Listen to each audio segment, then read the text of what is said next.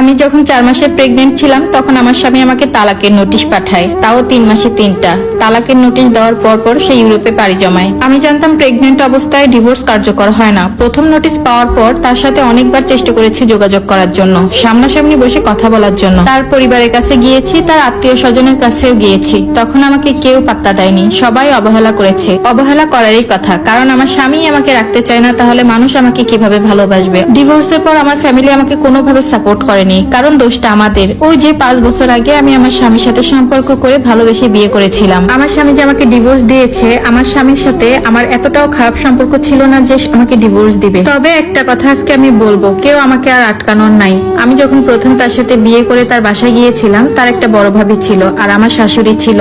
তারা দুইজনই আমাকে একদমই পছন্দ করতো না। বিয়ের পর দিন থেকে একটা দিনও আমার সাথে ভালো ব্যবহার করেনি। আর এই ব্যবহারের কথা যদি আমি আমার স্বামীর সাথে শেয়ার করতাম, তখন বলে রিলেশন করে বিয়ে করেছি, টুকিটাকে একটু শুনতে হবে, তুমি একটু মানিয়ে নিও। আমার হাজবেন্ডের চাকরির পারপাসে সে একটু দূরে থাকতো, আর আমি বাসায় একা থাকতাম আমার শাশুড়ি ভাবির সাথে, আর আমার ভাসুরও থাকতো না।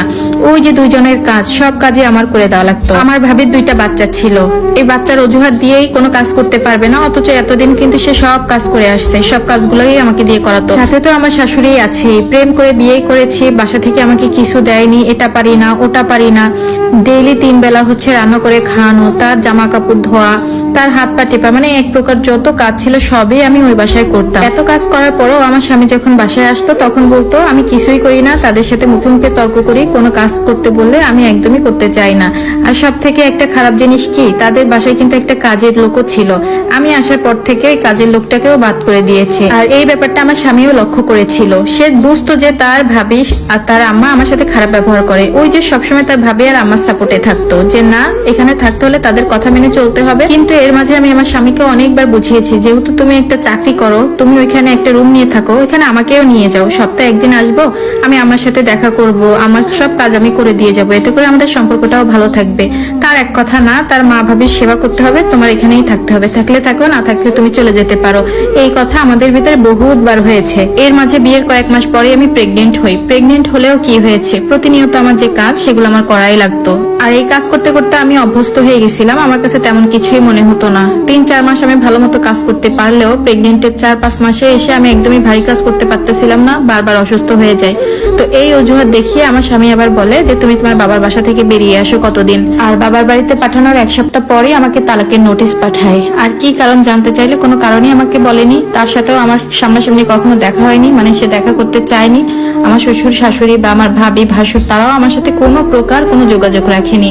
আমি যদিও গিয়েছিলাম, যাওয়ার পরে তারা আমার মুখের উপর দরজা বন্ধ করে দিয়েছিল। জানেন আপু, তখন আমার হাতে চলার মতো একটা টাকাও ছিল না। যদিও আমি অনেক লেখাপড়া করেছি, কিন্তু আমি কোনো জব করতাম না। এই অবস্থায় আমার ফ্যামিলি থেকে অনেকবার বলেছে তার বিরুদ্ধে আইনগত ব্যবস্থা নেওয়ার, কিন্তু আমি কখনোই রাজি হইনি। কারণ যে মানুষ জোর করে চলে যেতে চায় তাকে কখনো বেঁধে রাখা যায় না। আর এমন তো না আমরা অচেনা, 5টা বছর সম্পর্ক করে আমরা বিয়ে করেছি। শুরু হয় আমার জীবনের নতুন এক অধ্যায়। আর এই প্রেগনেন্ট অবস্থায় আপু জানেন না আমার যে কতবার আমার স্বামীকে দেখতে মন চাইতো, আমার স্বামীর কাছে যেতে ইচ্ছা করতো, কিন্তু সেই স্বামী আমাকে ঠকিয়ে দিল। আমার সন্তান পেটে নিয়ে আমার বাবার বাড়ির লোক সহ পাড়া প্রতিবেশী সবার অনেক কটু কথা শুনেছি আপু।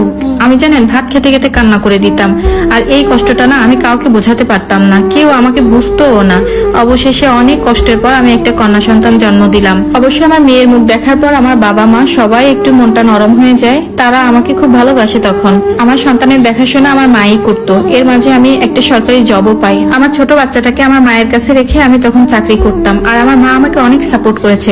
আমার মা না থাকলে হয়তোবা আমার এই জব করাটা আর হতো না, আমার মেয়েকে ঠিক মতো মানুষও আমি করতে পারতাম না। স্বামী নামের একজন মানুষ যে আমার জীবনে ছিল সেটা আমি ভুলেই গিয়েছিলাম। এতগুলো বছর সে কোনোদিন আমার মেয়ের খোঁজ খবর নেয়নি, তার পরিবারও কখনো আমার মেয়েকে দেখতে আসেনি। এতদিনে তাকেও আমি ভুলে গিয়েছি। তার মানে এই না যে আমি নতুন করে অন্য জায়গায় কোনো পুরুষের সাথে নিজেকে জড়িয়েছি। তবে আমার প্রাক্তন যে স্বামী ছিলেন, গত 3 দিন আগে ওই মানুষটা আমার মায়ের নাম্বারে কল দিয়ে জানিয়েছে সে বাংলাদেশে এসেছে, সে আবার আমাকে নিতে চায়। সে তার ভুলের জন্য অনুতপ্ত করেছে।